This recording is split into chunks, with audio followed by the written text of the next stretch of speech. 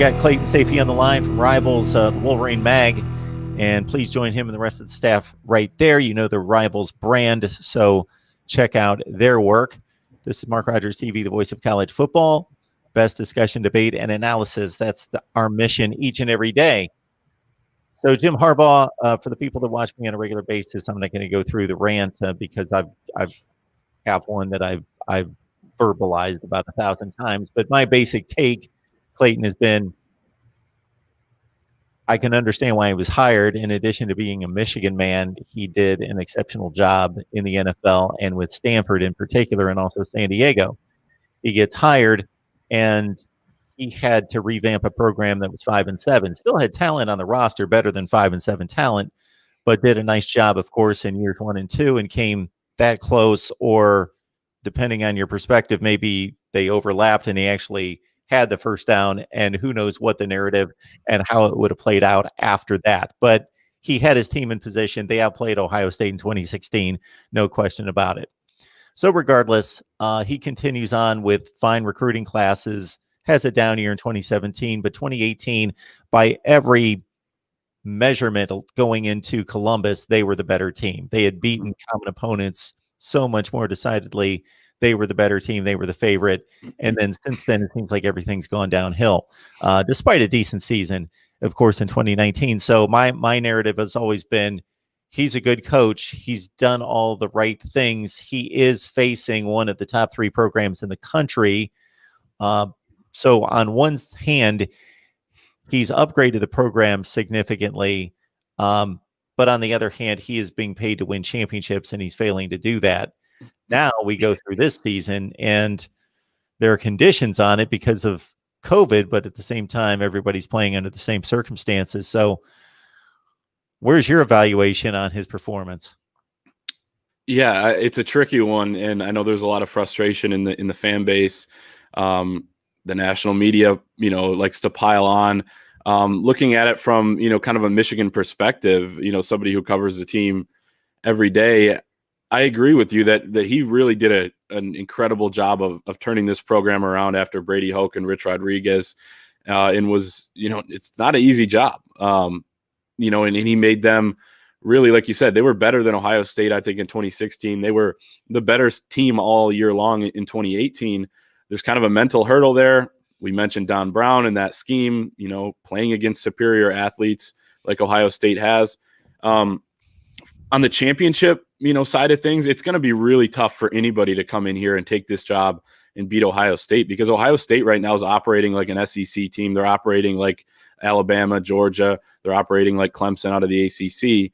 And they're recruiting at that level, historic level. They're playing at a historic level. Last year, their offense was historically good in the Big Ten. I think it was the best offense since Michigan's point-a-minute team back in the early 1900s with, where they would score, a million points on whoever they played. So you have to take that into account. You have that in your division each and every year.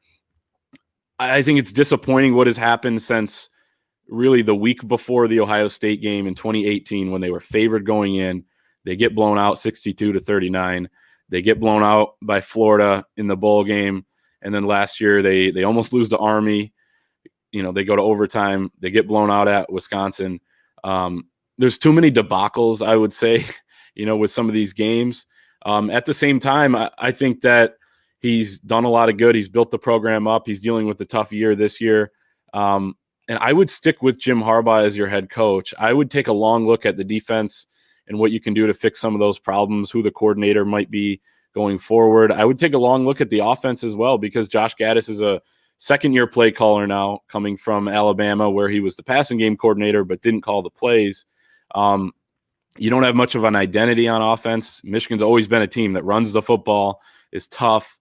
And there's been games where they get roughed up against a team like Wisconsin that I keep going back to, but Wisconsin's a team right now that resembles the Michigan of old, and a lot of people are envious right now of what Wisconsin is. So long-winded way of saying, I think Jim Harbaugh is a very, very good coach. I think he is one of the best coaches in the Big Ten, and he's facing a rough season. This is an interesting stat that there's only been 5 teams since Jim Harbaugh's taken over Michigan that have won 8 or more games. each and every year in the last 5-6 years. Now, obviously, Michigan's not going to do that this year with a shortened season. But it's 8 wins is not the goal at Michigan, not even close. And you have to win the championships. You got to beat Ohio State at some point. But at the same time, it shows that he hasn't had that bad year. This is it right now that everyone else has had outside of Clemson.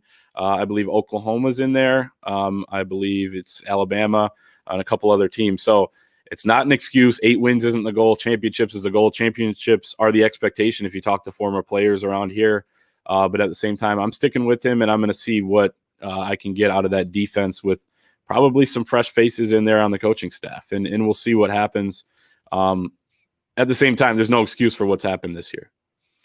And a couple of close rivals might prove to be teaching moments of sorts. When you look at Notre Dame and Brian Kelly, they went 4-8 in 2016. They kept him on board, and he had a very similar resume and track record at Notre Dame prior to 2016 than Jim Harbaugh. He did get to a BCS championship game with a pretty thin schedule, and things worked out for him. But other than that, a pretty comparable record and run of time at Notre Dame prior to 2016. He has the big down year. Then they retain him. They revamp the staff. They come back, and they come back better over the last few seasons. And then looking in the mirror at another rival in Penn State, similar narrative that they can't get past Ohio State, although they did in 2016, but generally can't, and are playing second fiddle in the division, but still finishing top 10 to 15 in the country, going to New Year's Six bowl games. And now they've hit the skids at 0-5. What do you make of this Penn State situation? Because I don't know that there are two teams in the country, and they seem to they're now on the same field Saturday, that look more different today than what we anticipated them looking. And it's easy to see the personnel losses and the injuries on the Michigan side that are kind of spread all over the field. With Penn State, it's pretty much bam, best running back Journey Brown gone. Best defensive player, maybe the best defensive player in the Big Ten, Micah Parsons, opts out, gone. And then even Journey Brown's backup, Noah Cain, a top 5 running back coming out of high school, plays a series, and he's gone. So the star power lost immediately at Penn State, and they go from a top 10 team that loses a fluky game that might have just caved in the season, because then they circled the Ohio State game, of course, but they were then in a position that they had to win that game. They don't. So what are they playing for? So we don't know what we're getting out of Penn State, how much of it's them not being good enough, and how much of it is just lack of motivation and incentive at this point. Yeah. And if you go back a year, the marquee games in college football were Michigan, Notre Dame, and Michigan blows out Notre Dame. Fast forward a year, Notre Dame's number 2 in the country, and we'll see what they are in the college football playoff rankings tonight. Penn State, Michigan was the week before that. Michigan loses a heartbreaker, 28-21 in Happy Valley. And fast forward a year, Notre Dame, like I said, top 4 team, playoff contender, undefeated. Michigan and Penn State's winless. So it's amazing how much can change in a year, and it's just par for the course, I guess, in 2020. But that's the question about this Penn State team. There's still plenty of talent there, just like Michigan. What are they going to get out of this team? Are they playing? Do they have any pride left to play for? I happen to believe they're going to come out and play pretty well on Saturday. Considering what they have, they're kind of shuffling some quarterbacks around. They're still trying to push some buttons. But James Franklin, man, I mean, that's kind of the comparison. A lot of Michigan fans that were anti-Jim Harbaugh really after that 2017 season. I wouldn't say anti-Jim Harbaugh, but still had some serious questions, and I think are completely valid here in 2020. But we're looking at James Franklin and saying, man, he's won a Big Ten championship. They had the kick block against Ohio State, like you mentioned, in 2016. Jim Harbaugh's got a better record head-to-head against James Franklin, but that was kind of the comparison. Now, James Franklin is having more of a disaster season than Jim Harbaugh. He has the off-the-field controversy that came out last week within their program. So there's probably more heat on James Franklin from Penn State than there is on Jim Harbaugh, I guess you say, after a Rutgers win, just because, the national media is not going to talk about that, but just because of the disaster of a season they've had. So similar, though, like you mentioned, with the the opt out to Micah Parsons, the injuries to now Pat Fryermuth, Journey Brown, Noah Kane. So what are we going to get out of this Penn State team? I have no idea. Like I said, I happen to think that they're going to show up for this game. And I happen to think Michigan's going to show up too, and they're kind of riding the momentum. They just needed any sort of win last week against Rutgers. So we'll see what kind of pride there is left to play for Penn State. But I agree with you. It's crazy that these two teams, how much they've fallen, I guess, in the last 365 days since the last time they played. Meanwhile, you've got a star wide receiver at the high school level that's going to be at the Iron Bowl, which I believe is played in Tuscaloosa this year. I'm losing track of which direction. But anyway, Auburn, Alabama game. And absolutely, it can't be a good scene when Michigan's faltering against the likes of Michigan State and others, and you've got one of your top commits going to take in that spectacle, which obviously is going to be compromised by the lack of fans, but still, it's Auburn, Alabama. Yeah, so this is an interesting one. Xavier Worthy, he's a top 100 wide receiver, super fast, super athletic, super twitchy, is going to add an element that I think Michigan's offense really needs at this point. He's not super small like some of these Michigan wide receivers are. He's committed. He's been fully locked in. There hasn't been a ton of concern from him outside of the fact that he's far away in California. He visited Michigan a couple of weeks ago on his own dime. He was set to come back the next week when a bunch of other commits were on campus in Ann Arbor. And then last second said, no, it's an expensive trip and it's completely understandable coming from California.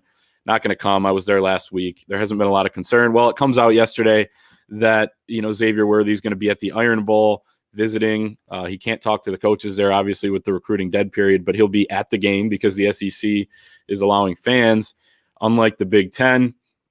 And, basically he has a great relationship with Josh Gaddis, Michigan's offensive coordinator, but there's been questions about every single coach on this staff. We talked about it. Is Jim Harbaugh going to be back at Michigan next year? How much heat is on Jim Harbaugh?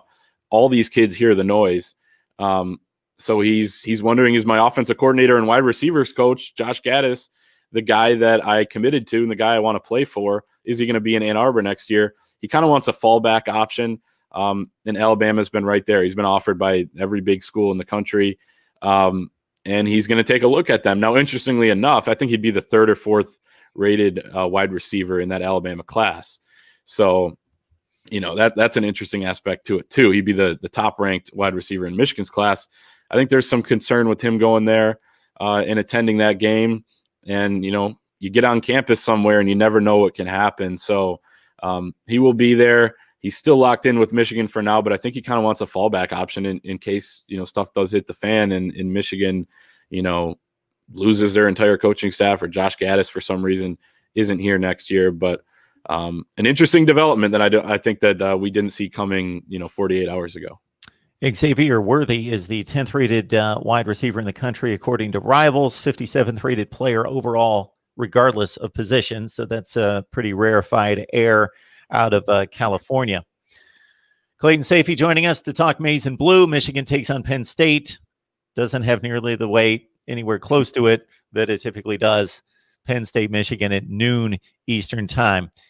Clayton, we appreciate you stopping by, breaking down Michigan football. We shall be in close contact and intrigued about what happens the rest of the season into the offseason there in Ann Arbor.